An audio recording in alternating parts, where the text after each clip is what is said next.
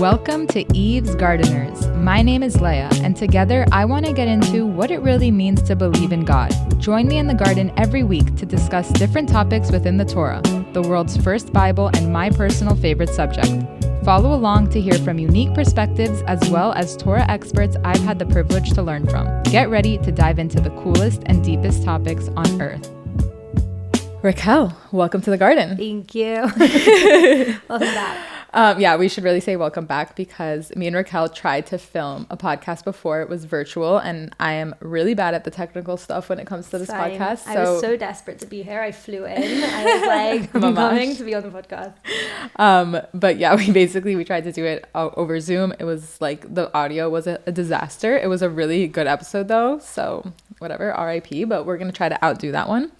If you guys know Raquel from Instagram, she doesn't show her face that often, but when she does grace us with her beautiful face, she is literally so talented, so funny. She runs the account the Blonde Sephardi upon a lot of other accounts. We're going to get into what you do for a living.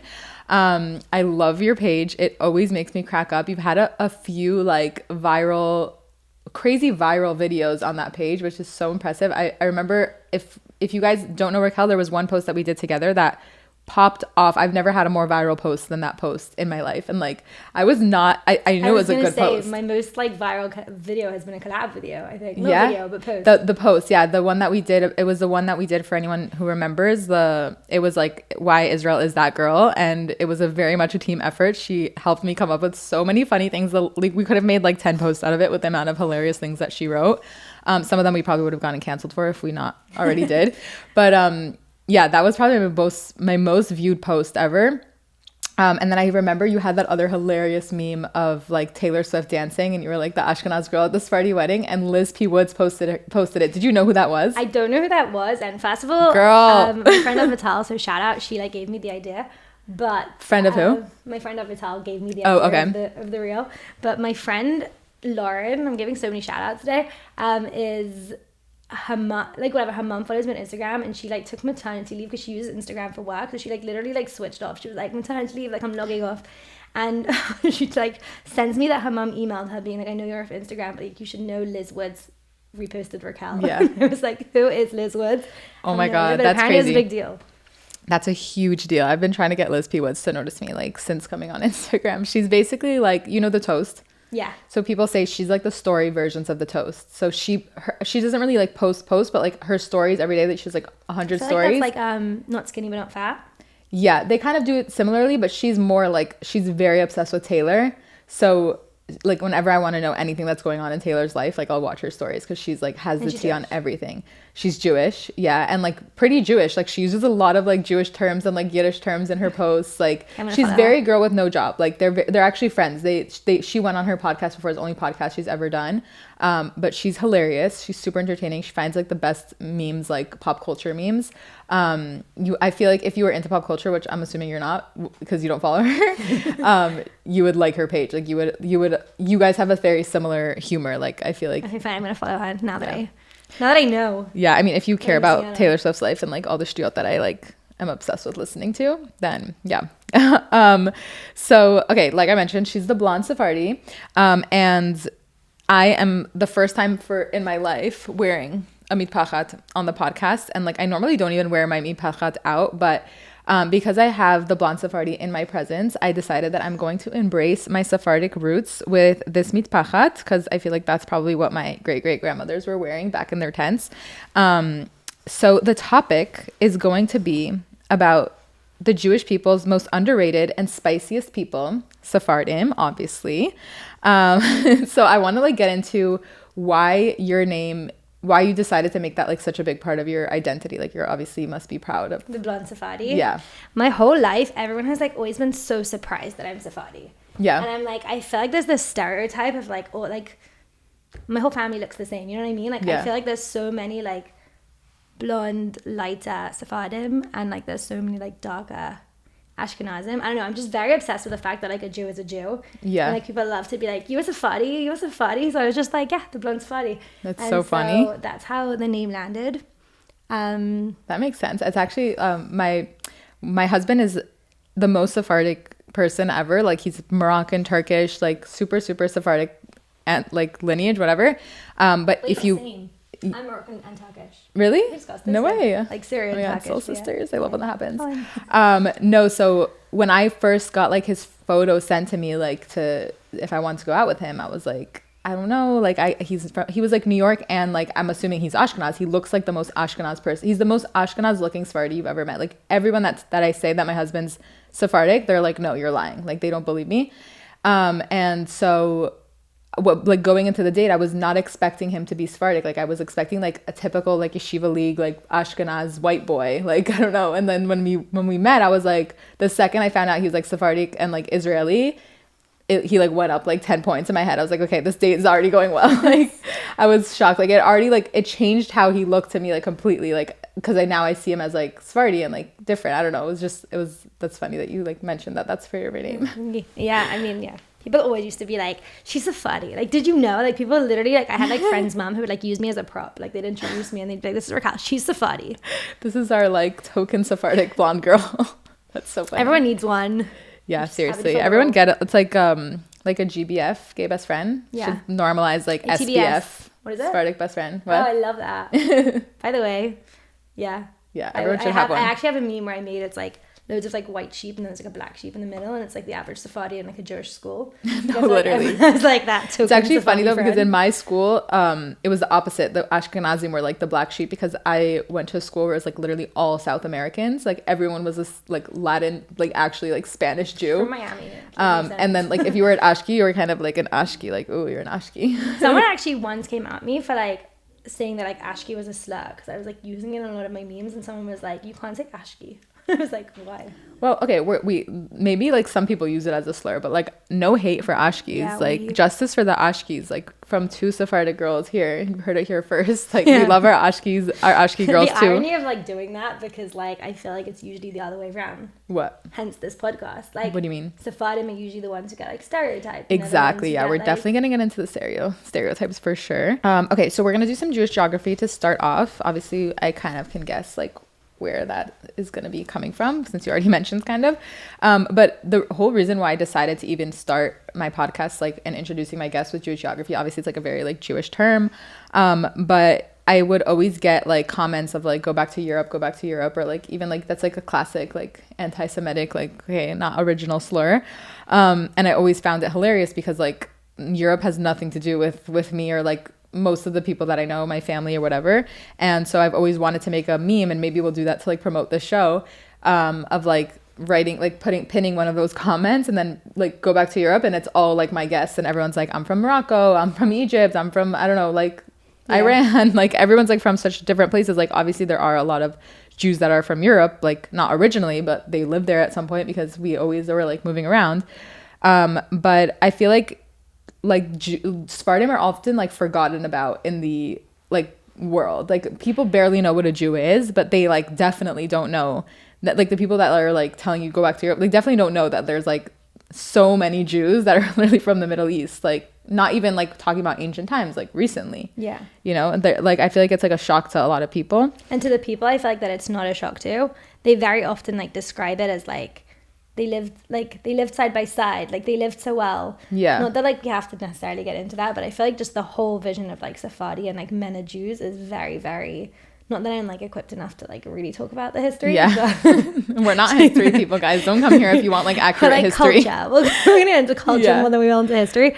But like, yeah, for sure. Yeah. There's so many like stereotypes when it comes to Sephardim, and like even when it comes to Ashkenaz, like not all Ashkenaz Jews are like these super white, wealthy, like old money people like eating gefilte fish all day. The same way that some like are. Not all Sephardis are. What? I said some are. Some are, but I'm saying like these are all just like stereotypes, and stereotypes do come from some sort of truth, like which I'm gonna like probably get into as well. But I thought it was so funny when I like Sephardim don't like even have, I mean, I feel like in the non-religious world and secular world, we don't even have like a stereotype because people don't even know that we exist. But like in the Jewish world, there are still stereotypes about us that like Sephardis are uneducated or like, that's why there was always like fights in Israel back in the day. The only history I know about like this is from watching Beauty Queen of Jerusalem. Did you watch it? I didn't, but you have to watch it. Yeah, I know a lot about it because like you would love it. My mum like literally I think bought me the book in like English and Hebrew and was like begging me to read it. No, it's really good, but I think watching it is why like I don't know if I would get the same amount of it out of reading it, because watching it you can really like see what Israel was like back then. Like it's very hard to picture how it was like back in the day, but it was like you really get to see like what Israeli culture looked like. There's also Casablanca. No, I didn't watch that. Is that a movie or? It's a movie. I actually watched it in theater in Israel randomly, really? But it's also about like that time period. Yeah, that time period where a lot of the also, did you ever read Living Legend? No, but I heard that great things about it. Amazing. So he goes and he becomes like the rabbi of like wait, it's a movie or a book? It's a book. Yeah. I heard about this book before. It's about rabbi or whatever. I'll remember who it is. But it basically talks a lot about like Israel at the beginning, when like it was basically made out of like so many different like cultures, because there was all these different like almost people who like sought refuge in Israel, and then they all like suddenly had this crash of culture of like the Russians and like Moroccans and all these people like suddenly living side by side. It's very interesting. Yeah, I loved watching that because it was like it made me like understand like my grandparents. They were one of those like Moroccans that were like meshing into like Ashkenazi society and stuff. But yeah, it wasn't always like such a pretty picture. I mean, it still isn't, honestly, in Israel, unfortunately. But I feel like this is like the overarching theme of the Jewish people is like we cannot get along for the life of us, which is really unfortunate, because if we could, I think that would be like nice Mashiach. But better. Yeah, like in those times, like it was probably even worse than it is now when it came to specifically Sephardis and Ashkenaz. Now it's like religious versus non-religious, which is also bad. But back then it was like Sephardis versus Ashkenaz. If you were Sephardi, you couldn't marry an Ashkenaz girl. It was like a huge taboo thing, and it like caused a lot of like family issues. And it was like because like Ashkenazim like looked down on the Sephardim back then. But isn't it the other way around in Beauty Queen? In Beauty Queen, I think she's Ashkenazi, and she's Ashkenazi, and the guy that she wants to be with is Sephardi, and his family does. Wait, no, it's the dad. I watched this so long ago. So it's the dad he's Sephardic, and he wants to marry an Ashkenaz girl. And Sephardic, like both of them don't allow it. Yeah, the Sephardim also don't want them to intermarry with Ashkenaz. But yeah, I think that I didn't understand the plot with her family, the Ashkenaz girl, of why like it didn't work out with her side. But I think it was more his family that was like super against it. And it's still present today. And like even like in the Sephardic world, there's like cultures like the Persians or the Syrians where like they don't even marry like outside of their Persian family, like their Persian family. Same in every, They only marry Persians, or they only marry Syrians. I think that's like crazy to me. Yeah, I mean, listen, I think definitely as like a rule, it's crazy, but as like a preference, like I don't think it's necessary. A preference, yes, but to like if your son like comes home and he's like head over heels for this girl that's a great girl in every other way, but she's not Persian, she's Moroccan. Like, but I think in like the Syrian world, they like won't give you like an aliyah, like if you're like not Syrian. Yeah, like in some cases it's like way too intense, and I don't get that. I get that it's like an old practice because it made sense when you were like living in Persia to only date like Persian people, when you're living in Iran to only date Persian people. But like now you're moving your whole family to the States, where there's like in communities and in schools and in like environments where there's every other type of Jew. Like you can't just like expect them to only marry other Persians. I kind of have it's a hot take, but it's not my opinion. So like I don't know if I want to say it because I'm like I don't know if it's my opinion. But like during the times of like the Shvatim, like people literally used to get like you weren't allowed to marry like a different. That was like the whole point of like different Shevet. Yeah. Really? That was the whole point of Tu B'Av. It was like the only time where you could like free pool. You can marry anyone. Like you want. Is that like okay? I get that they were doing that back then, but was that like right? I don't know. It's because I heard someone say the other day. Someone was literally talking about this on my Shabbat Meal, and again, I don't know what my opinion is on the topic. He was basically saying. He was like super Heimish. We were like super Sephardi, so it was like a funny conversation to be having at the Shabbat table. But he was basically saying like when the Jewish people like left Egypt, like they didn't all cross in the same thing. Like it was like 12. Like the sea was split into 12. I think it's this week's parsha, Loki. But the sea. Yeah, it actually is. The sea is splitting this parsha. Oh my gosh! That's crazy. Whenever this gets posted, but it was. He basically was saying like it's like 12 different. I really think I never even heard that. Yeah, I don't know. But I wonder if like that's what God wants. Right. So like, I think does God want us to all be like marrying each other, or does He want us like? I mean, I guess like even like the tzaddikim of this were like they were really like marrying within the family, you know. That was also like that was all they had. That was also like statistically speaking, they had to be technical.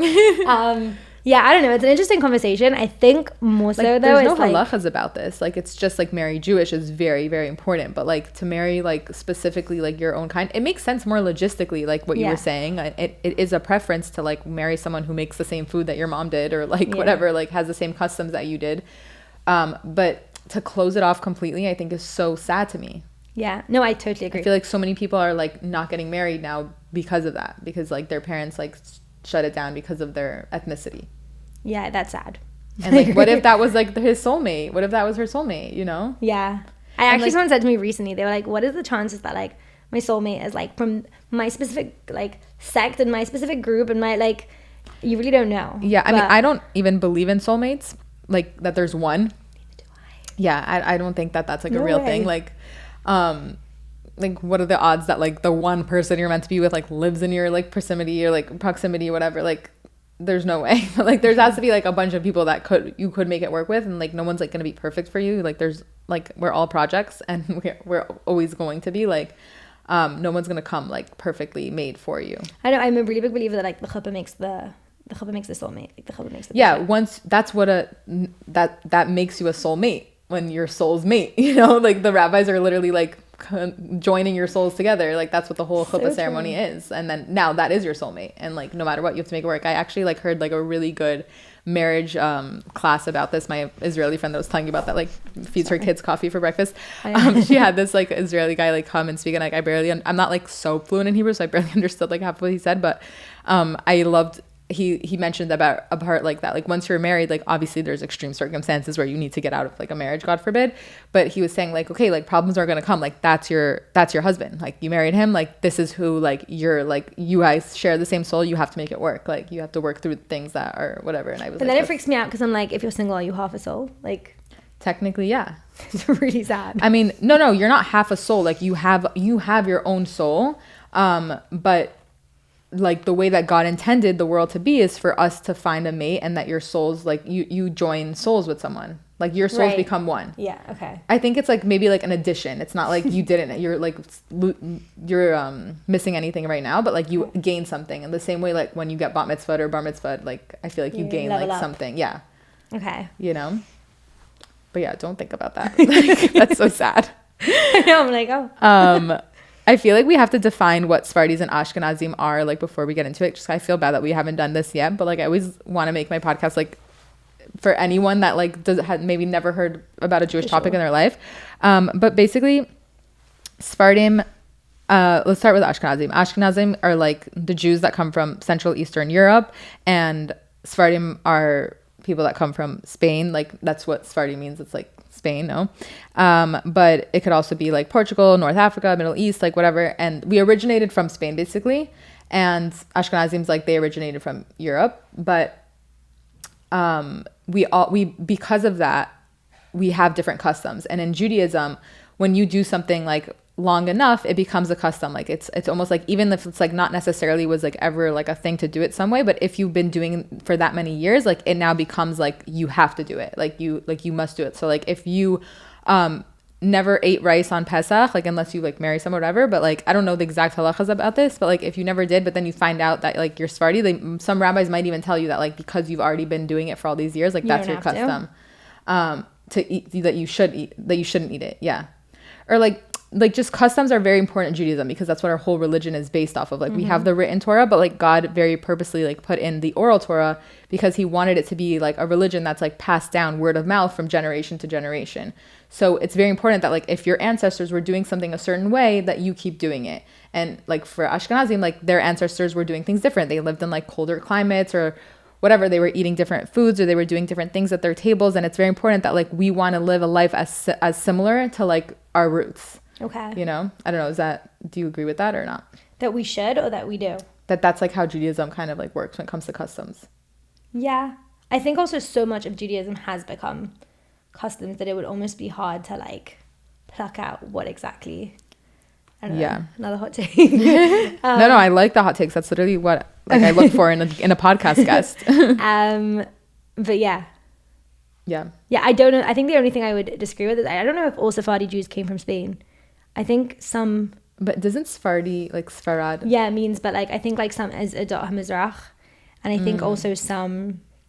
That could be totally right. I'm not like educated in history like, I once think again. some came from... Like also think about the fact that like we lived during the like second... during like between like the first and the second... Temple we like lived in like Persia, I remember, and then like during the Roman thingy, like they took a lot of people to Spain, they took a lot of people to Italy as well, and then like think about it, and a lot went to Europe and then went to... Yeah, no, it's complicated history for sure. The Jews, I think we just moved around so much. Yeah, where you spent the diaspora. But it goes back to the custom things of like, if you have like I'm doing similar things to like what my grandparents did. Yeah. You know, like my Seder table, like I want it to look like as similar to theirs, as far back as I can like track it, because they probably had it similar to theirs, and like, you know, it kind of just like keeps going like that. And like the whole rice thing on Pesach, actually, I hope this is correct. We're going to chat GPT this afterwards, but like why like Sephardim even can eat it and why Ashkenazim can't on Pesach. It's a huge like debate. And Ashkenazim hate this rule because they can't have sushi on Pesach, haha. But basically the reason why is because like back in the day in ancient times, like the Ashkenazim farms were all kind of like mixed in, like the grains for like wheat and whatever were kind of like all in one place that they would grow like the rice and whatever. And like Sephardim had like separate farms for like every grain or whatever. I'm probably like miswording like exactly what went down in those farms. But because of that, Ashkenazim said like, okay, it's too tricky to like not to avoid like the grains if we're going to eat rice. So let's just like make rice like it's not considered chametz. It's not considered like completely like the same as eating bread, but it's completely usher for them, not allowed for them to eat on Pesach.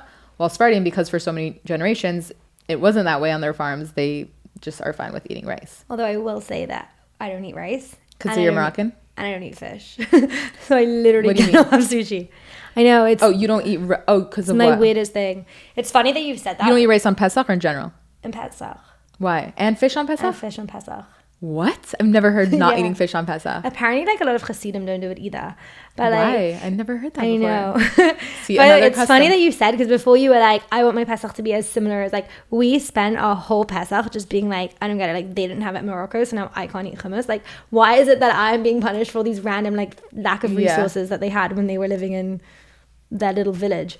Like, apparently they used to fish the fish with like bread and like, how do you, I don't know, and they used to like, the flour would come in on the same day as the rice would be delivered to the markets, or like... Yeah, so a lot of Moroccan Jews don't eat rice on Pesach. It is a good point that you're making. Why do we have to like keep things just because they did it? Like, that's kind of how I think about like people who wear shtreimels today. No judgment, but like, why are you wearing a shtreimel in Florida? Like, the reason that they ever wore shtreimels was because it was like freezing where they were from.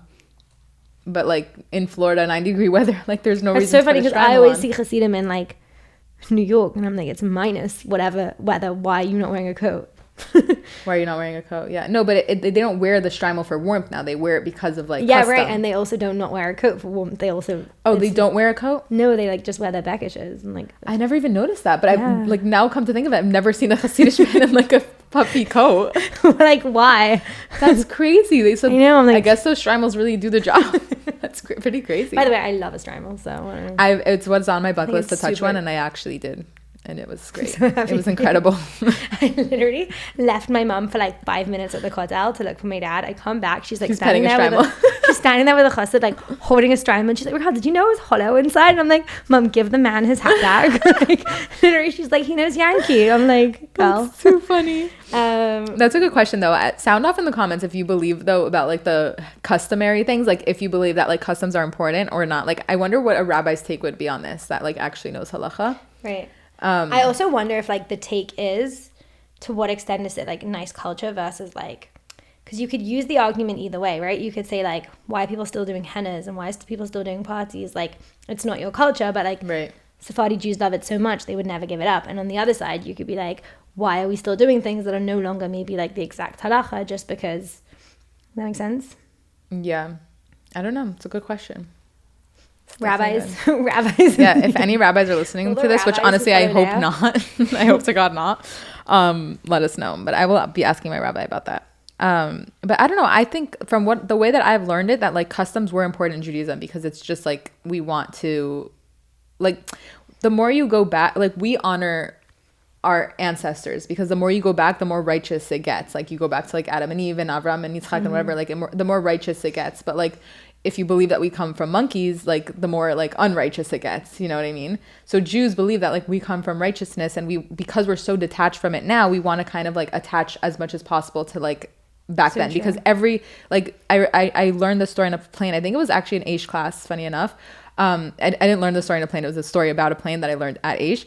I believe it was at Aish, but he was saying that he was like on a plane and with his like grandkids, and like the grandkids were so respectful to like this old like rabbi dude and whatever, and the guy sitting next to them was like, wow, like I can't believe how much like your grandkids like respect you, like I wish like my grandkids like listen to me that way and like talk to me the way that they do. And the rabbi explained, like he literally said this one liner. I'm sure the story like was a little bit different, it's just like it's nice for the story. He said the one liner of like, yeah, because we teach our kids that we come from righteousness, and like the secular world teaches that you guys come from monkeys. So like that's why we even like honor our parents. We have like the whole honor your elder situation. I love that. Yeah. You know? 100%. So there, even if it doesn't make sense, it's like maybe still that, important. Yeah. I don't know. Yeah. It might not. Also, not we have some great customs. So like.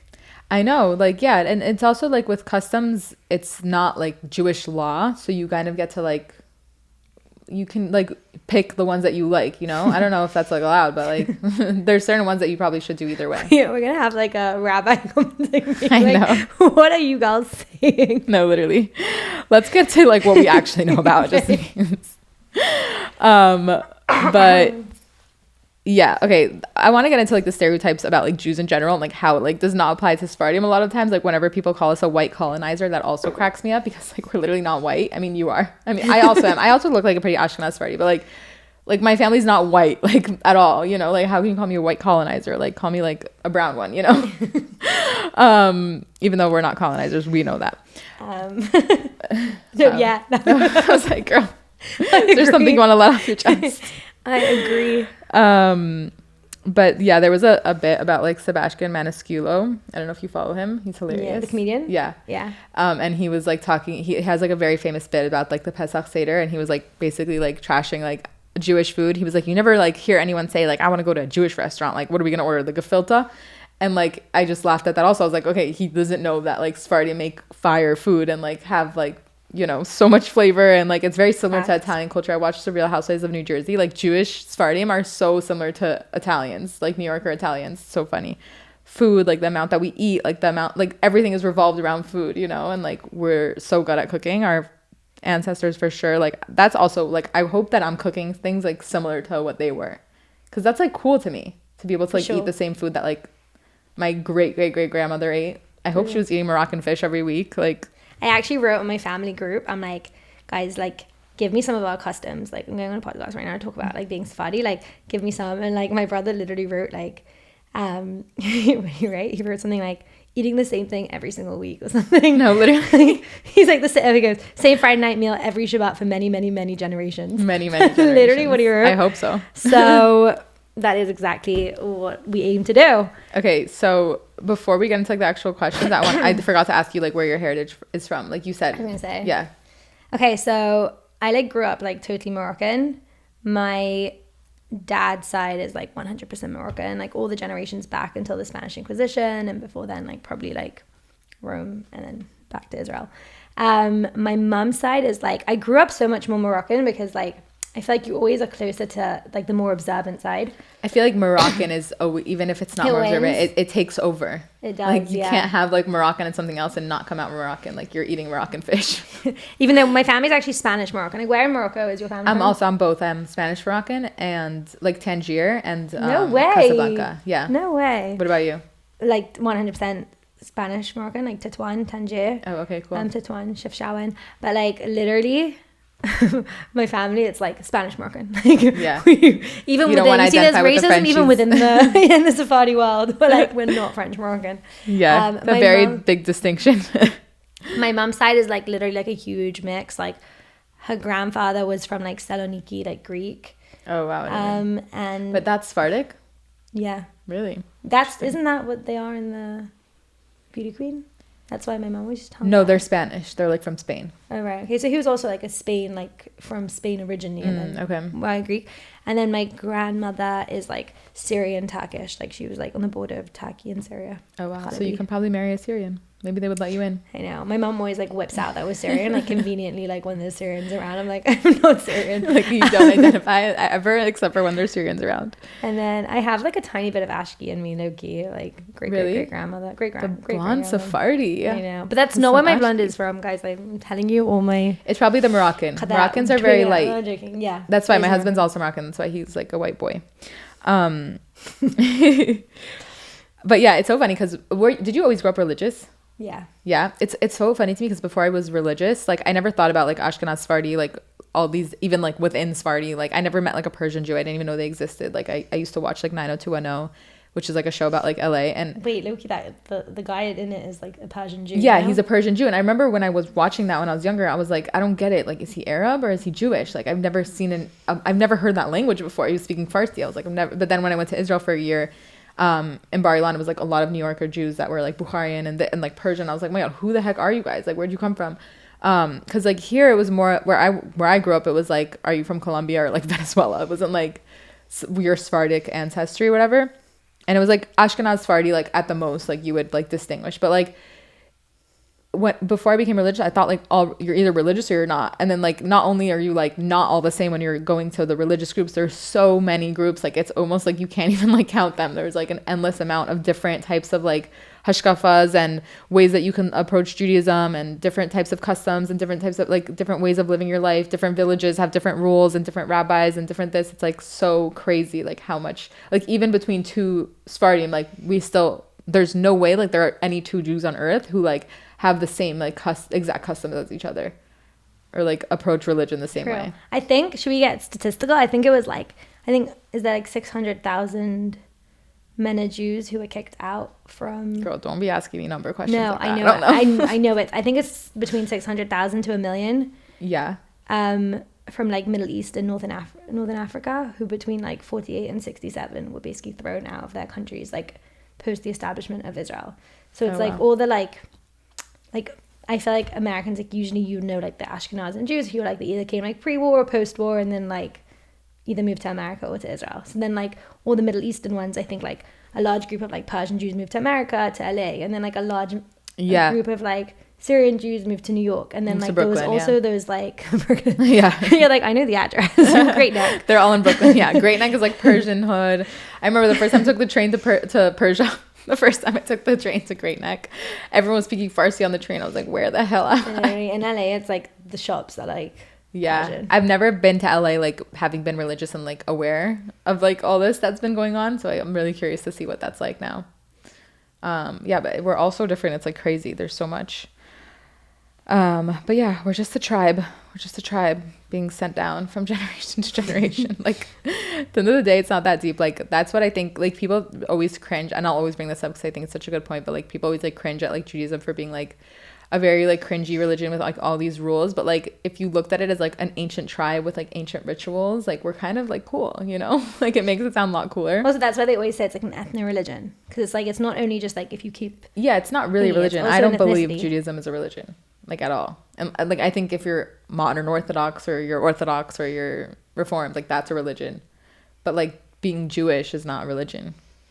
I don't know if I like agree, but I agree. It's a whole long thing. Like if I explain it to you. No, I think it's both. I think being Jewish is a religion, and being Jewish is a culture, and being Jewish is like an ethnicity. Like that's why it's like an ethno-religion. It's like if you have a certain set of beliefs. I actually just heard Rabbi Cohen, shout out again. Yeah. Just we didn't even talk about what you do for work. Oh.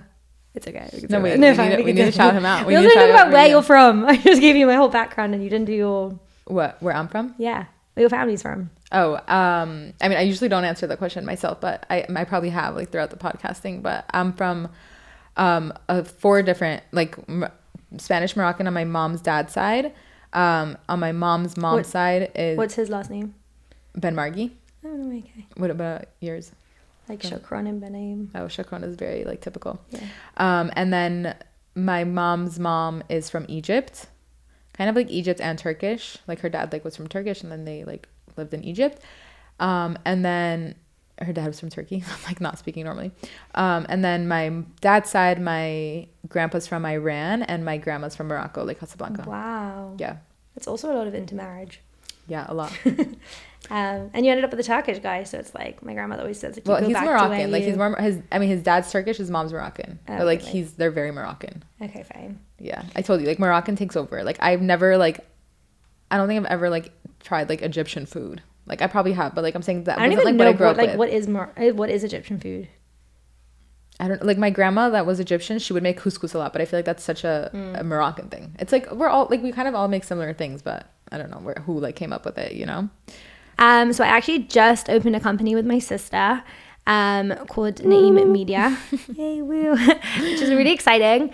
Basically doing like content and strategy and like branding. So basically digital marketing. It's a lot of fancy words. And in doing so, I run some of the socials at Aish Global. So I do Rabbi Dov Ber Cohen and Rabbi Daniel Rowe. And I work for a few other like Jewish organizations. Really fun. Very cool. But yes, we recently like put together like a bunch of podcasts, including Rabbi in the Hot Seat, which is by Rabbi Dov Ber Cohen. And basically like he's just like, I'll answer any questions. And someone submitted a question that was like, if you're like my mother converted Reform, why does Orthodox Judaism not consider me Jewish?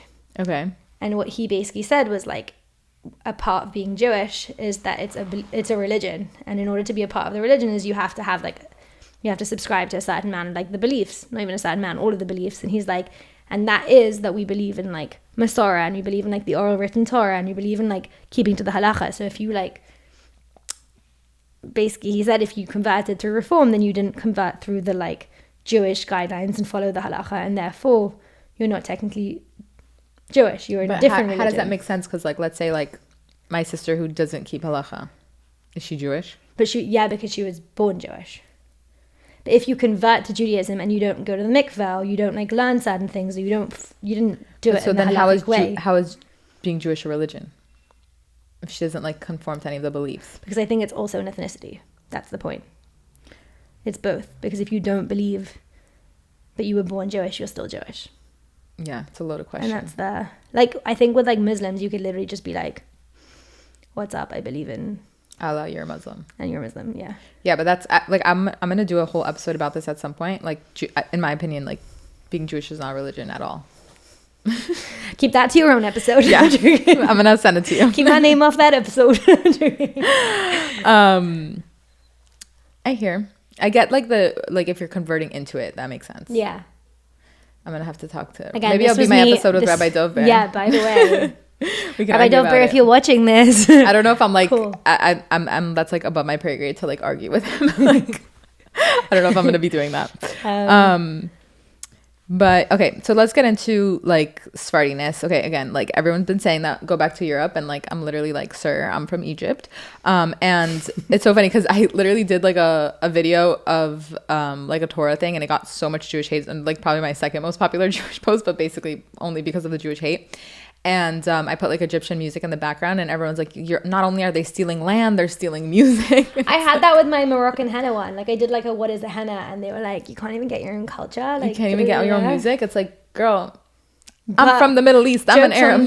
Because it's like one of my favorite songs, and to find it, I always have to type in Jewish henna music. It's the only way I find this Arabic song. No, but you know what's crazy is they're saying you're stealing the music. Meanwhile, like they have white people putting on kafiyas.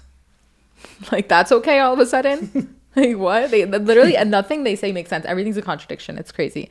But it just proves how uneducated people are about Jews. I just want to give some history on my family. I feel like people like a lot of people like only know like about the Ashkenazim Jews because like their history is crazier. Like when we go like more recently, because of course the Holocaust, we just had Holocaust Remembrance Day yesterday, and like obviously the Holocaust is like a super important thing to learn, and like it's so like important to remember that and to like talk about it every single year, and that we should educate as many people as possible on the Holocaust because like we don't want that to happen again, and we're strong. And yes, of course, like the Holocaust was a horrible tragedy that happened to Jewish people, but it also made us extremely famous in that regard because like most people know about Jews because you learn about it in school about the Holocaust and stuff. Yes, if like maybe now not so much, but back then it was like a real part of like history class, you know. And even in Jewish school, like it's obviously taught about a lot, like learning about the Holocaust and stuff, but I feel like they never really taught us anything about like Sephardic history. And like obviously I'm not like gonna compare and say one was worse than the other. I'm not ever gonna do that because like I have no idea, and like I'm not ever gonna like make claims like that because I'm not like trying to compare tragedies like that. But we often like overlook like Sephardic history. Like no one ever learns about like what, like, you know, me included, by the way. Like, yeah, when you go to a Jewish school, firstly, yeah, it is very saturated with like the Holocaust, as it should be. Like, it was a genocide, and it is something we should learn about, and I think, and it's like the most fresh also. Yeah. Yes and no. I don't know. I mean, again, not to compare whatsoever, but one of the first things my mum said post October 7th was she was like, wow, my mum was like, all those stories my mum used to, like, about her mother, she'd be like, that her mother used to say were true. Like, my grandmother, who actually just passed away, she used to always say... May I have an Aliyah from this podcast? Amen. She, only if we were right, like if all the rabbis come at us and they're like, whoa, oh yeah, strike her name off. Anyway, she would always like tell these stories about, like, she grew up in like a small village called Urfa in between like Turkey and Syria. Honestly, I'm going to tell you the story, but like if you want to like remove it, it's okay, you can. Tell me. I'm about to tell my story about my grandparents, so go off. She told this story about how an Arab guy and a Jewish woman started dating, and then they got married or something in their town. Oh wow. And the Arabs hated it, and then they like killed her parents. Oh no, they killed his parents, and they blamed the Jews, and like people literally went in and like burnt houses and taught. She would tell these stories, and my mum would always be like, oh, like Safta, like Ima, that's like past, like, yeah, you're like being a drama queen, or like these stories are crazy. And like when you read these stories from October 7th of like people literally going into homes and burning them, and like she was like, all these stories that she said that like so unfathomable, so unimaginable, like suddenly were happening, like right now. Crazy. And so yeah, so I do think there was also a lot of like tensions that happened in like Middle East, North Africa, that we like just don't know about. Because, yeah, like, for sure. Yeah, there's definitely so much I know. Like literally the only thing I know about Sephardic history is from the stories of my grandparents that they like tell me, which like you know, that's the only like. And I guess also the Holocaust was like so centralized, like it affected almost all. It was a world war. But like I feel like a lot of the stories of like the Sephardic Jews and like how they even came about like are like forgotten about, and that makes me sad. And I want to just like give like some history of my family. Like pretty much all four of my grandparents are alive, thank God. Like BH. I don't know anyone like my age that can say that. It's like such a huge blessing from Hashem that I get to like still ask them these questions and talk to them. But I'm so like interested in their lives, and all four of my grandparents had to flee their Muslim country to move to Israel. And it was just so crazy like how they lived back then, because like from my grandma on my dad's side, for instance, from Morocco, like they had like, I don't know, like 12 siblings, and living in Morocco and Marrakesh, and like at like the age of like 11 and like 10, he had to send like 2 of his girls to Israel like alone, like without phones, without like just letters like that you had to like communicate, like without FaceTime, like nothing, like not like they had no idea, like they wouldn't hear from them for like weeks at a time, and they're like 11 and 10 in like a foreign country to them, you know, they only know Morocco. And it's so crazy to think about, because it's like comparing our life now, it's like you don't even have to go back that far, it's literally like one generation, and they lived like completely different lives with like, it was just so crazy to me to think about how they lived. And an even crazier story, so when they moved from Morocco, I didn't get like so much out of her about like what like the transition was like, and like how it was like moving to Israel and stuff. But like my grandma from my mom's side from Egypt, she had like a crazy story, because I'm sure you've heard about like the Mabarot. I'll explain. So basically my grandmother grew up in Egypt. She had like her dad was like much older, and I think he was like 60 at her wedding. Like he was like very, very old, or like 70 at her wedding. But basically they always lived in Egypt, and they were very wealthy. They had like butlers and maids and like all this like stuff. Like they really built themselves up in Egypt, and like all of a sudden they just had to like flee and like leave everything behind, like their businesses, their clothes. Like she literally remembers that her dad like just left in the suit that he was wearing, like the super expensive like tux that he had, like handmade, whatever. And they're just like off on a boat to Israel. And when they get to Israel, again, like Sephardim were very much like second-class citizens back then. It's very similar to like, again, I'm not trying to compare, but like very like similar to like the black and white segregation, like how it was here. It was kind of like that, like in a way in Israel. And when they were moved, they didn't like put them in like normal like homes and situations. Like they literally had to leave all their money behind, and they put them in like tents, which was called like the mavarot, and it was like just like tents in the desert. And she says like she'll never get the vision out of her head of like her dad in his like expensive tux with no shoes on, like sitting outside of the tent, like just like looking down and like depressed of like we have to just like start over like completely. Like I get chills like every time I hear this.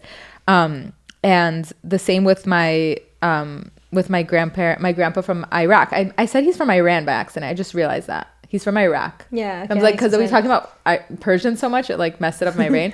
But I always confuse the two because they literally sound exactly the same. I was surprised when you said it. Yes. No, I'm not Persian. Like we were just talking too much about Persians. My grandpa from my dad's side is Iraqi, and he had to like flee his country.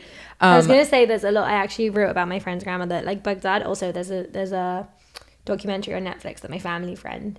Like returning to Baghdad or something. So my grandpa's family, like they were a huge part of the like getting Jews and smuggling Jews from Iraq into Israel. Really? There was that mission. Do you know Shlomo Hillel? I know there was like two people who were like involved in it. It was called like the Ephraim mission or something, or like they basically like would hijack like planes and bring them in. That was my grandpa's uncle, Shlomo Hillel. Wow. So when I was in seminary in Israel, there was one, like they would always go on trips, and like I'm not like whatever, I'm like lazy, so I was like always like not going on the trips, like being a loser. And there was this one trip and it sounded boring. It was like so the type that I like would not want to go to. They were like, we're going to this like museum in like the middle of nowhere. And I was like, oh, like whatever, I don't know. And like I don't know, for some reason I was just like, I want to go. And I had just met for the first time this Shlomo Hillel, my grandpa's uncle. He like recently he passed away like few months after that. So it was like the only time I ever met him. And like if I hadn't met him, then I would have never met him, God forbid. And I met him. He had so many interesting stories. He had like pictures with Bibi and like all these different like prime ministers and world leaders and whatever, because he accomplished like so much. And so there, like a few months later, there was a trip in my seminary and to go to this like museum, and I was like, okay, fine, like whatever, I'll go. Like I have no idea why I decided to go like that first time on the trip. And we're like walking through the museum and they're like showing us planes, and there's like this tour guide and like whatever. And I'm like looking around and they're talking about like the Iraqi Jews that like fled and like the planes and like whatever. And I turned to the tour guide and she was kind of like rude. I was like, is there any way, like I just like I have like a family member who's like very like involved in this, like is there any way that like he was like related to like this like thing or whatever, because like I just learned his story. I like kind of like putting pieces together, but I was like, maybe I'm just like crazy and like not. And the tour guide was like so rude, and she was like, I doubt it, like there's literally no way that like your uncle, like whatever, your grandpa's uncle is like who did this, whatever. And then she's like, what's his name? And I like blanked on his name, so I called my grandpa right away and I was like, what's your uncle's name? And then I found the tour guide again, and I told her, and she's like, what, like your uncle is Shlomo Hillel, like your grandpa's uncle is Shlomo Hillel? She's like, this literally was like built like for him, like this whole museum is like about like what he did. And like then we go to the gift shop and it's like all his books, like all his stuff, like it's like all about like he like is a big reason why this museum was even open. And I was like, wow, like I can't believe like Hashem like sent me on this trip, because like I would have never normally went on this. And it was like so interesting to see. Like I had no idea like all he accomplished. Basically like what they did was like they pretended to be like these pilots and whatever. Literally like my grandpa's sister was like part of this mission where they were like flying people in and out of Iraq, like back and forth, just getting Jews to Israel. Wait, I'm looking up the name because I remember I looked it up. Baghdad was one of those places where like all of Iraq actually was one of those places where like, well, actually a lot of the Middle East where the wealthiest people like got out last. Because I think it's so sad to say, but I even feel like in countries like France, this is happening now, where it's like the people who have businesses and the people who are like are wealthy and successful and are doing well, it's hard for them to leave it all behind. It's Whereas, so sad. Like if you're young or if you're not so like economically stable, then you could just get on a plane and go. And in a lot of the Middle Eastern countries, and this was actually what the documentary was about, like in Baghdad, it was basically saying that like those people are the first ones to have left, and then in leaving they survived better. And then like the wealthy people, like your grandfather, as you said, like literally like had to like leave everything behind. They had like these incredible lives, and they just like were the last to leave, and it just got worse. And yeah, it's crazy. It's really crazy like that we have like that Jews like what other like race like has to live like this, where like we're constantly starting over, but like we're still here, we're making the best out of it. Like we're such good sport. Good like obviously there's a lot of flaws with the Jewish people, but we're not perfect, we're humans, like whatever, but like we're so good at like going through tragedy and like picking ourselves back up. Like literally I have a lot of the information here of I forgot that I wrote all this down, but if anyone wants to visit this museum, it's called the Babylonian Jewry Heritage Center in Or Yehuda, Israel. I want to go. Yeah, it was actually very, very fascinating. And it was in the 1940s and 50s, here I wrote it down, he smuggled thousands of Jews into Israel from Iraq. It was called Operation Ezra and Nehemiah. Yeah. Okay, I said Ezra and Nehemiah. Yeah, they brought in 120,000 Iraqi Jews. Like, that's crazy. And they charged them, like, each flight was, I think it was in the 50s, no? Because it was with the Israeli government helped, I think.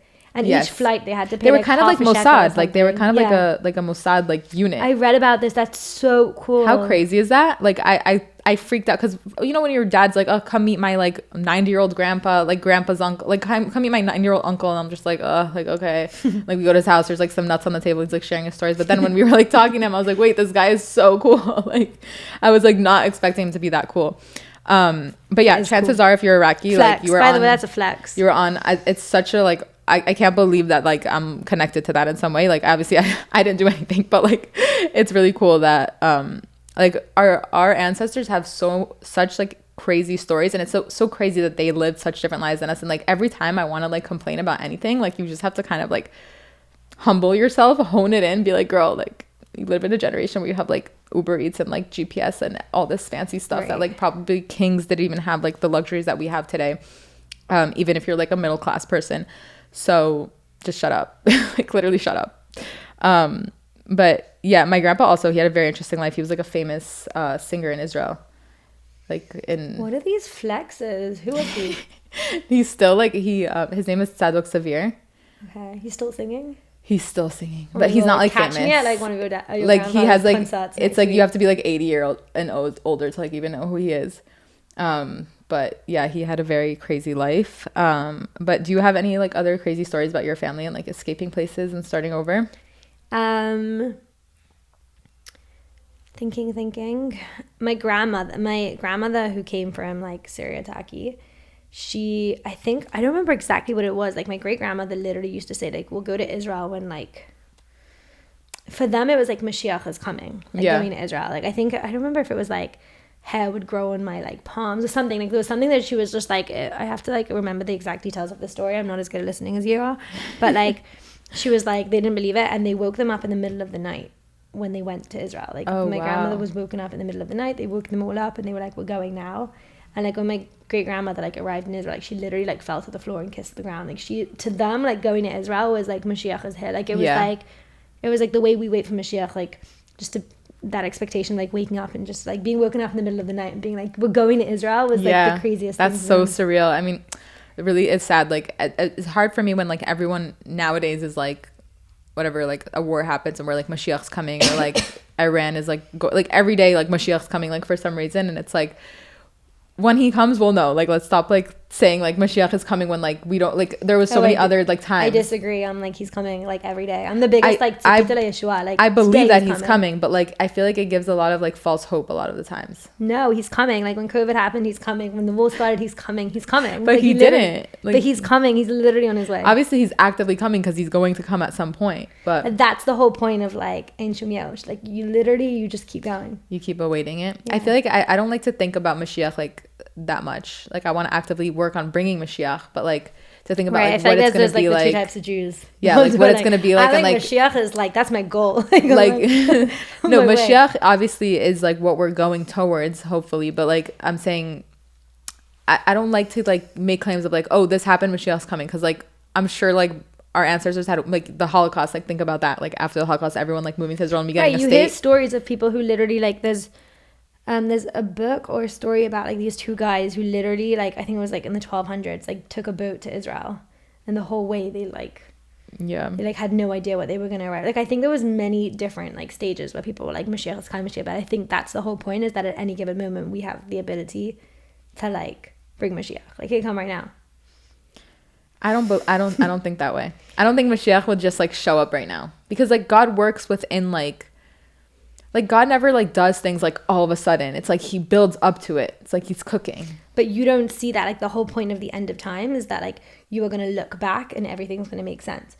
So when we read the Parasha and we read Torah, we're like, everything was cooking, but only at the last minute can you be like, whoa, I guess like I don't like to try to understand things that I know I'm not going to understand. Right, valid. So like I just like I'm like valid. I'll let Mashiach come and then I'll understand, I guess. But yeah, going back to like our history and stuff, like it really makes me sad that like, and I think it's so important, us included, like to learn more about like Jewish history, Sephardic and Ashkenazi Jews included, because I think we can learn a lot from like our ancestors. Like we were all kicked out of our homes at some point, Ashkenaz, Sephardi, like whatever. Like the only difference is that like we didn't make it the worst thing that ever happened to us. Our entire personality didn't become like we're a victim and whatever. And I think it's even important like for non-Jews to learn about the history and learn about these stories, because Jews are the perfect example of people who have been through the worst of the worst and pick up right back up where they left off and like start crazy businesses again and become doctors and become lawyers. Resilience. That's what they say about Jews, Jewish resilience. It's crazy. Like it's like unlike any other race. And it's purely because like we want to. Yeah. Like it's really, it's also because we have to. What else we would die out. No, because you see people who the Palestinians, they make being refugees their entire life. And I'm not talking about the ones who live in Gaza. I'm talking about the like third generation Palestinians who are living in America and like still hold refugee status because it's the only country in the world. The only place in the world where you can keep your refugee status for like second generations. Like the Hadids call themselves refugees. Not to get political, but I think with Jewish people, we should get political right now because this honestly triggers me so much. Because Jewish people want to pick back up, and I watched a video of like someone saying that like with the Arabs, a lot of it is shame. Like they cannot cope with shame, so they still are fighting a war that they lost so many years ago. Whereas us, like we pick up and we keep going. We're not like fighting last week's battle anymore. We're like we want to make today work, and I think that's the difference. It's like a huge difference between like Jews and I want to say the rest of the world. Whereas like we still talk about the Holocaust in the sense of like never again, and we never forget, so we can make sure it never happens again. But like no one is knocking on German people's doors and being like, well, there's literally like Jews driving Mercedes, like, you know, like we've fully forgiven, like, I don't know if like you could say forgiven like the Nazis and all of that, but I'm saying we fully like, we've moved on. We're not going to like sulk in the negative like all of our life, because doing that does nothing except like, it's like drinking poison and expecting the other person to die. That's like the line that my mom used to say. Like, it's like, you're drinking the poison. Right. Like, just put the poison away. By the way, it's so true on like a small scale and on like a big scale. Like it's like when you have like a fight with a friend and like you're thinking about it all day, like it's eating you up. Like it's not even like the other person. You're drinking the poison and expecting the friend to like die. And you're reliving it every day in your head. Like it's like and I really think like if you're positive, like positivity brings like positive reality. Negativity brings negative reality. Like just like manifesting, like nowadays we're obsessed with this term, and I think it's I'm so happy that it's trending because it's so true. It's not a new thing. It's always been going on where like you say things and things happen. Like I'm such a believer in that. Like you talk negatively, like you're like any time that I'm having a negative day.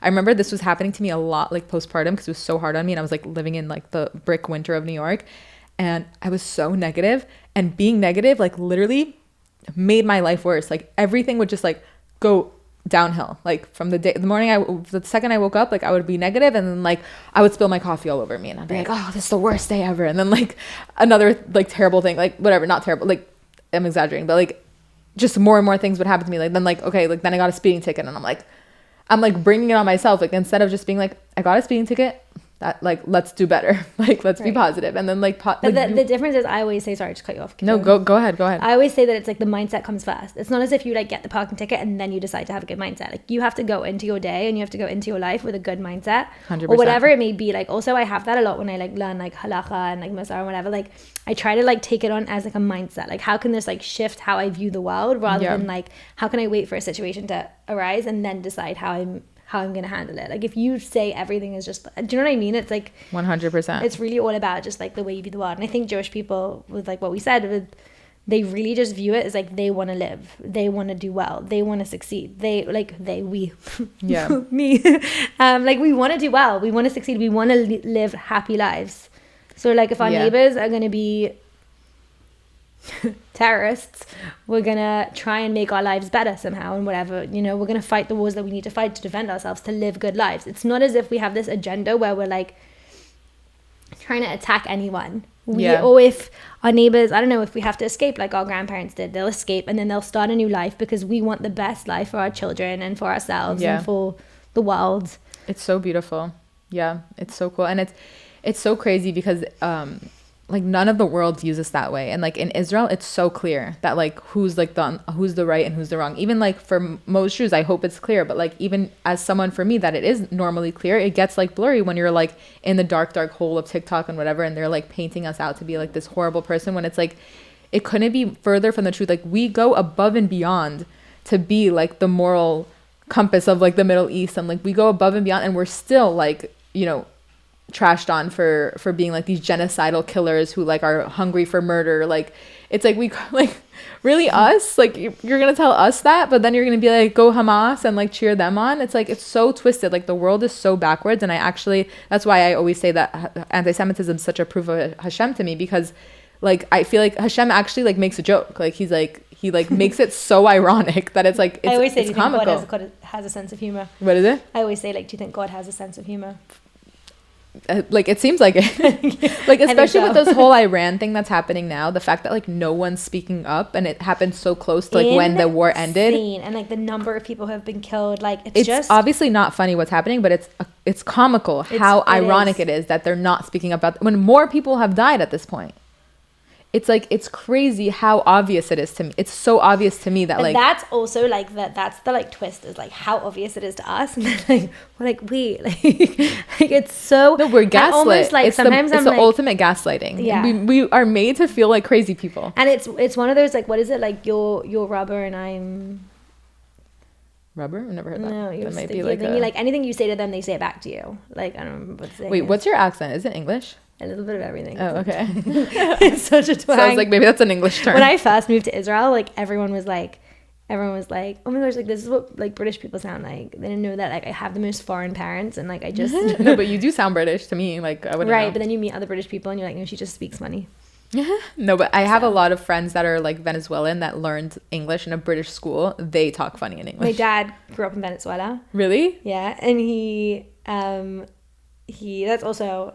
asked about like cool answer. My grandfather, yeah, he had like diplomatic status whatever, cool. for some reason, and he helped a lot of people leave Morocco, and he was like, I think I can say this, he like very much was one of those people, like he like had a business, was very successful, then it failed, then he moved, then he did like, he just literally picked up and kept going. Eventually he ended up in Venezuela, but he helped a lot of people sell their homes in Morocco, and like it was very hard to like take money out, so he helped a lot of people, which is like, sometimes people say to me like, oh, your so-and-so is like grandmother, which is like such a so cool. The other way around. Yeah. But yes, my dad has the funniest accent ever. Like no one can figure out where my parents are from. They both like speak, they didn't even speak the same language when they met, and I always say that's why they have such a happy and healthy relationship, because they can't communicate. But yeah, anyway, that's my accent. Okay. Yeah, love that. No, I love that Jews do this. And like I feel like there's also stereotypes about Jews that like we're complainers, and like we are, like we've been complaining all day. Like everyone is a complainer, but like if you think about it, like we're not obsessed with like the negative. Like we don't obsess over it. Like okay, we complain, but like we move on, we pick up and we start a business in Venezuela. Like it's crazy. And I think that that's like a huge lesson for us to take away, that like when you're like on the small scale, if you're complaining and you're negative, like just think like I'll literally complain about things that like, okay, my airdrop's like taking too long to load, when like my aunts and stuff like were literally like traveling across the world like alone with no cell phone, like in the, you say that, but like like I like lived through like 3 Iran wars, and okay, and I'm like, it does not bother me when I get like woken up in the middle of the night from a siren, but like I will get annoyed if like my coffee guy gets my order wrong. So like I get it. I guess yeah you get it. I get it. Airdrop taking too long, annoying. No, low key, that's a flex. Surviving 3 Iran wars. Yeah, I know, it's pretty cool. Like that's pretty crazy. Like we're literally still suffering today. Yeah. And we're still ordering our iced coffee and being like, let's go. Like another day. No, literally. It's crazy. Okay, now I think it's time to like debunk some stereotypes, Sephardic stereotypes, obviously. I want to get into like a few of them. I felt like we have like maybe different opinions on some of them, which is going to make for interesting conversation. Notes as well. Can I first tell you, I wrote on my family group, because I was like, I'm going on your podcast, you're going to ask me questions, like, I'm going to blank, you're going to be like, what Sephardi things do you do? And I'm going to be like, how do I prove to this girl that I'm Sephardi? I know, it's always like when the time comes, you like can't think of one. I was like, so I wrote in the group, I was like, can anyone send me like stuff, like we're talking about being Sephardi? And my brother actually always makes fun of me because my brother, like, when I was younger, he was like, there's no way you're going to marry a Sephardi. I was like, maybe I will. And he's like, I will pay for half your wedding if you marry a Sephardi. Honestly, bet. And I'm always like, I'm letting you save up, David. So he does not believe that I'm going to stay Sephardi. But what are some of the things he said? I'm curious, like, if we have, like, did you have a henna? I had a henna, yeah. But I got married it wasn't really like a real henna because I got married in COVID. So there were like 4 people there. But it was still really beautiful. Like, we do that. We're very like big believers in the henna, yeah. So actually, my sister's henna, like they did this book that I guess they make it in all the hennas of like all the things. We're not getting into Sephardi traditions yet. I was asking about stereotypes. Okay, fine. Okay, go. Because we are going to get into traditions. Like, I think that's next. Okay, go. Could always switch it around, but go. You want to switch it around? You want to talk traditions now? No. Okay, no. I want to just debunk some Sephardi stereotypes for our audience. Okay. There's a lot of stereotypes that we are uneducated. We were, like I said, the second-class citizens of Israel for a long time. Like, even still now, like, there are some yeshivas that won't accept Sephardim. Like, they have like a bad like reputation in the religious world. Like, a lot of times, like, I'm sure it's getting like better and better. But what do you have to say about this? Because like you probably know more like living in Israel and. I feel like with a lot of these things, it's like access. You know, like I do think to an extent, like if we want to go back to like European Jewry, like I think like if you look at like Mefarshim and like commentators and whatever, they like intellectualized Judaism a lot more, and like Sephardim like embodied Judaism a lot more.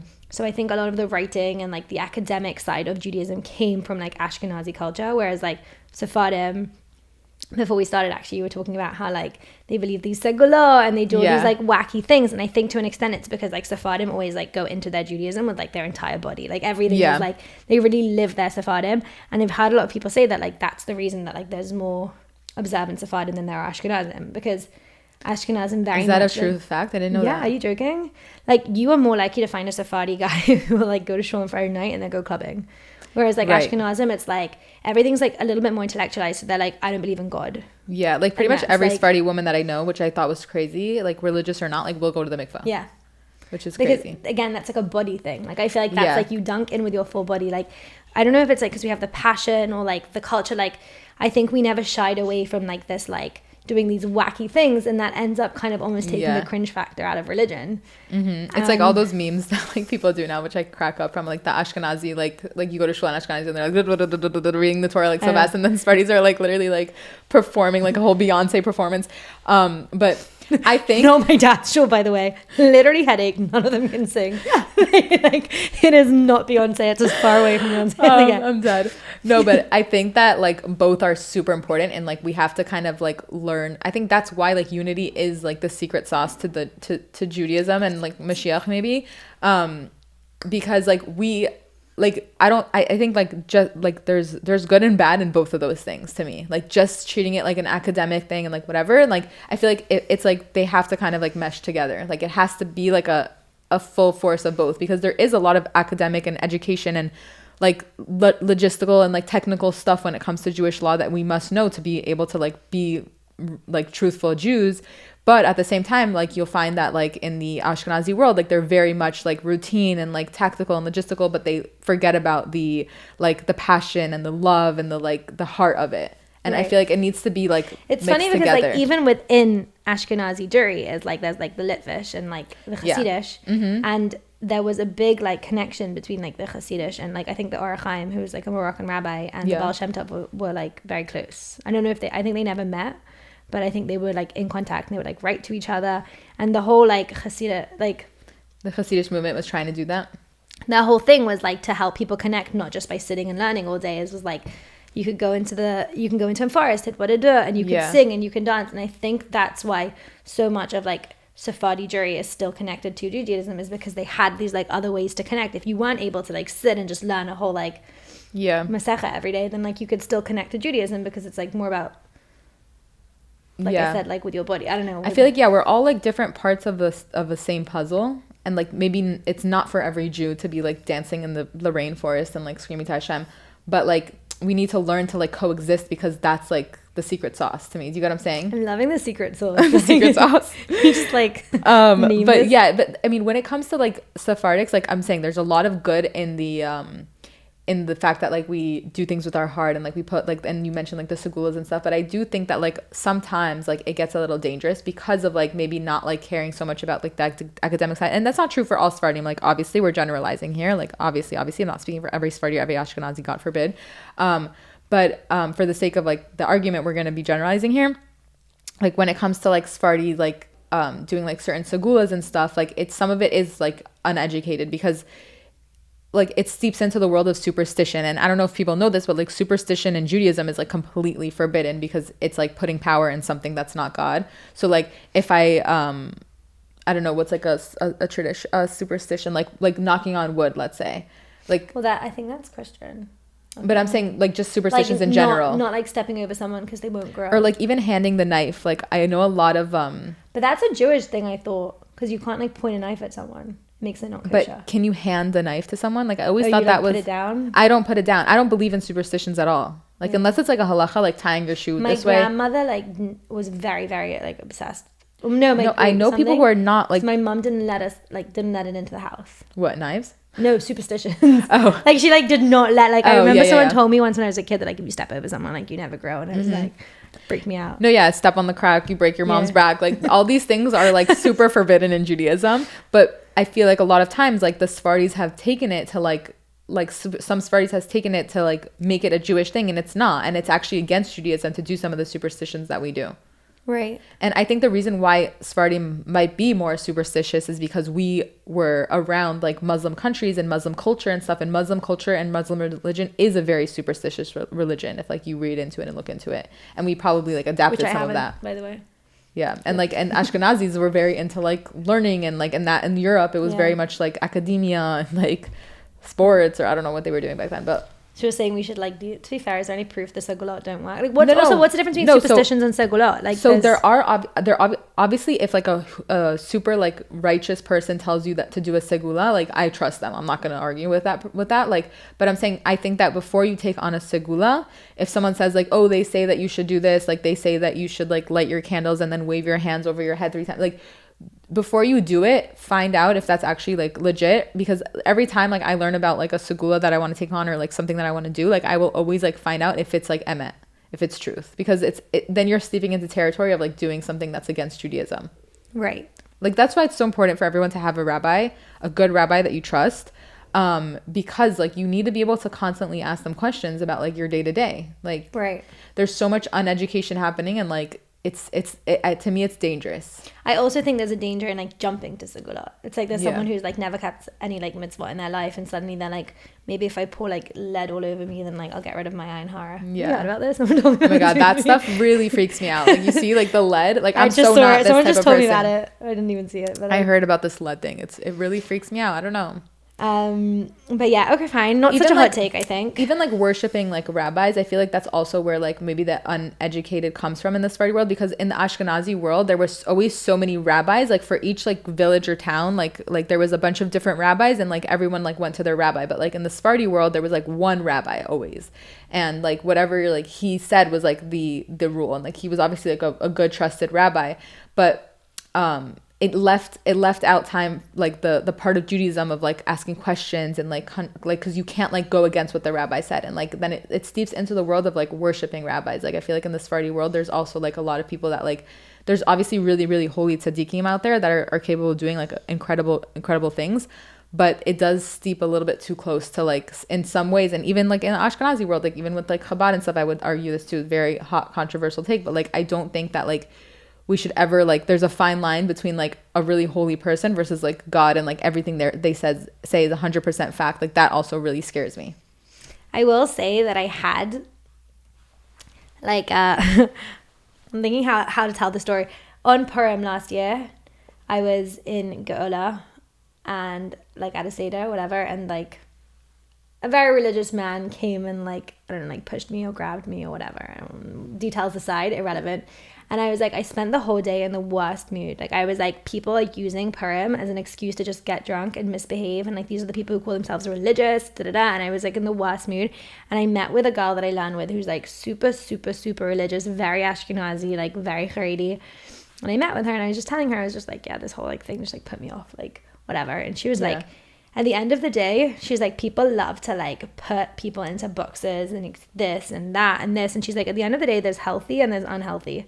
And like, it's so shifted how I viewed everything. And I think this like also fits into like the segulot and how people look at rabbis, and like people have to say like Chabad with the Rebbe and this with that and whatever. It's like, at the end of the day, there's healthy and there's unhealthy. Like, everything can be done in the right way. You could do segulot and you could like make sure that you're doing them in a way where you're remembering. You could like say Bli Ayin Hara 100 times, as long as you remember that like Ayin Hara and he has like strength. Like, do you know what I mean? At the end of the day, there's healthy and there's unhealthy. And it's to the extent that you decide, what am I like, why am I doing what am I doing? It takes back to like the mindset thing. Like, where am I like placing God in the equation? Where am I placing like a healthy mindset in the equation in a way that I could still do segula and I could still do all these like cultural things that like I picked up from my grandparents, but like I open a book and I like get educated on whether it's, which I guess answers your should we be more educated? No, I think everyone is responsible for educating themselves. Also, like, I know it sounds like I'm like judging like all these things, but I'm obviously super anti like judging. It's just for the sake of like the argument and like pushing people, motivating people to like get more educated about like the things that they're doing. But like, it's so bad to like judge these things, like when it going back to like the uneducated thing and like whatever, like how can like a Ashkenazi like judge a Sephardi for being uneducated when like we're literally brought up in like such different circumstances? Like, we didn't, like you said, the opportunities were so different like for us in Israel, because like there was such segregation and there was such like Sephardis being second class citizens. We didn't have access to all this education that they did. So like, you know, we had a late start. It's like similar, but obviously like we're not going to be victims and like we're going to, instead of being a victim and saying it's not fair that like we don't have, like, then now make a change, like do something about it. Like if you want to be educated, there are ways to do that nowadays, and like you can't, like there's no like excuse to like not educate yourself. So I'm saying, don't look at other people and say like, oh, like I don't want, like I want to make this clear that this is not what was my intention. Don't like take what I'm saying and say like, oh, like now I'm gonna like tell everyone who does a segula that they're like doing something wrong. I'm just talking about to like look at yourself and like what you're doing and say it like, is this really like what I'm supposed to be doing or not? Like, I don't want anyone to hear what I was saying and like take it as like, okay, now I'm gonna like tell everyone that like their segula is actually a superstition, whatever. No, only look at the things that you're doing. That's what Judaism is. It's about like self-improvement and like working on yourself to be the best possible person. I'm telling you this so that you can like go to your own like sources and educate yourself on like what you're doing. Is it right, is it wrong? But like definitely don't be taking anything that we're saying and like also use it. I also think you meant to say like, why are you doing it, not even just like, why are you doing it, not you doing it. Like, are you just doing it because you're like blindly following wacky things that may or may not work? Agree. Like red strings, get rid of that. Yeah, for sure.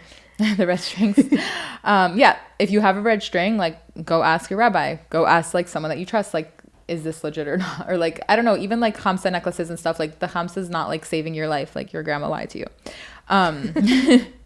But I don't know, I'm not like judging anyone for, I'm just saying like there's a lot of like misinformation out there, and I think it's and a lot of like stereotypes out there, because like stereotypes exist, obviously they come from some truth, but like you can't like ever judge another Jew because you don't know like exactly how they were brought up, how their ancestors like were, like what customs they have, like how they view the world, like maybe like just like they don't know you. Like you have to only look at yourself. And I think if everyone like stopped looking around what everyone else is doing and like looks inwards and tried to fix themselves, like Mashiach, the secret sauce. And I want to debunk the myth that Jews don't know good food, Sebastian Maniscalco, because let's get into like a little bit of the food really quick. Some of your favorite Sephardic dishes, go. Ooh, I feel like we're gonna have such different ones. Feijuelos, have you ever had feijuelos? Don't even know what that is. Oh, so good. It's like after a fast, my grandmother always used to make it. It's like fried dough and like a circle thingy with sugar, like sphinge. No, that's like, this is like crispy and it's like fire. Okay, it's good. What else? We're gonna have to one this. I need inspiration. Couscous is my favorite dish of all time. Really? Yeah, I'm literally making it for Shabbat. I'm obsessed with couscous. Just couscous or with like... No, the whole shebang, like the vegetables and the chicken and yum. Yeah, and the couscous. Okay, thinking Honestly, we didn't, like, I feel like it's not going to be super Sephardi. My grandparents made tortilla española also. And but like, that is kind of Sephardi. Yeah. What is that again? Like, how do you make like that? eggs and potato. Like, it's kind of like more Spanish than it is. Yeah. And also, my mind is blank. I'm going to do 1, 2, 2. Okay. Let's see. Madbucha. Really spicy? I cannot handle spice. Really? Yeah. I'm not such a spicy person. Like, in my food, I like a little bit if it's going to be spicy. But madbucha has to be a little spicy. Just a little kick. Okay. I love madbucha. Yeah, I'm like debating every week. I'm like, should I make it or should I buy it? You make it? That's really impressive. It's really not. It's making jam. It just takes forever. Yeah, but you like have to like steam, like you have to like cook it and then like. You just like cook tomatoes forever. And that's how you make it. Okay, fine, yum. I want to try yours. Moroccan fish, duh. I used to get that on my Shabbat clothes every single Friday. Yeah, no. Like I would help my mom from the kitchen. Every time I wear white, Moroccan fish stain, like for sure. Okay, ending off, or whatever, you could say one more if you want, but shakshuka. Oh, mufleta is my favorite. So good. Like mimuna vibes. Yeah. Mimuna is like a Sephardic tradition that we do like after Pesach's over. It's like a all you can eat carb fest. And it's so fun. And like the main thing that people eat is the mufleta, which is just like fried dough with like honey and butter, which is the best way to eat it. It's all coming to me now. Orisa, adafina. Oh my god. What's adafina again? It's like chamin, basically. Oh yeah. Yeah. I love chamin. I'm so hungry right now. But did we steal that from the Ashkenazis? I don't know, but we make it all separately. It's totally different. I still love Ashki food. I actually like sent some stuff on my last podcast about like shouting out some Ashki foods that I like because I feel like they get a bad rap. They're obviously more plain. Kugel, I live for kugel. I love kugel. Love. Matzo ball soup. Hello, Dr. Brown soda. I always shout them out. I think that's it though. Now you've listed all the good ones. Wait, no, there's more. Matzo ball soup. Also, like I always make fun of like in the like from Wild, like the way they cook is like, sorry, it's very sweet. No, like put like nishnosh in salads and like Diet Coke on like their chicken, like all these like weird recipes. It's very American. And maybe that's what it is. No, they did it in England too. Yeah, they like sweet stuff. They love like candy and they're like sweet potatoes. Okay, we need a good ending because you can't end it with like giving a shout out to Ashkenazi. No, we can't. Unacceptable. Okay, wait. Now we're gonna go into favorite Sephardic customs because you have a. Okay, because now I have my list. Bring out your henna list. Okay, I said henna. What I was making fun of before was I was saying that like. Wait, explain to people what the henna is. Okay, so henna is like a party that you do before your wedding. People have started doing it during their wedding now. I know, but I don't like that. Yeah, usually like a couple days before. But whatever, no judgment. Do what you want, but. It's cheaper. There's always like the drama in our family of like, do they not want to see each other for a week before? Which, by the way, I don't think is a Jewish thing at all. I don't think we believe in doing the henna a week like that. It has to be a week before. Right, you can do it like during the week. Yeah, because there's always that discussion like no, but you still see each other for henna.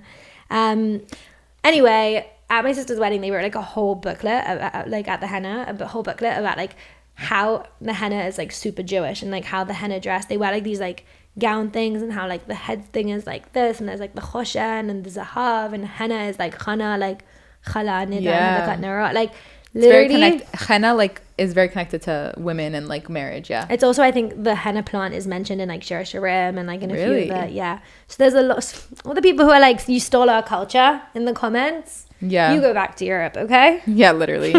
No, so I said like I didn't really have a real henna party, but now my sister's engaged and I'm like gonna live vicariously through all of her events. Like we're going crazy. So I told her that she's getting married in like a beachy like place. So I told her like it would be so iconic if we did like a beach party henna and like had like a henna artist and like everyone's like like dancing around like it's like a beach like vibes. And I'm like I have so many ideas. So like I'm gonna very much like note that. Do you guys have like one dress you wear or like everyone?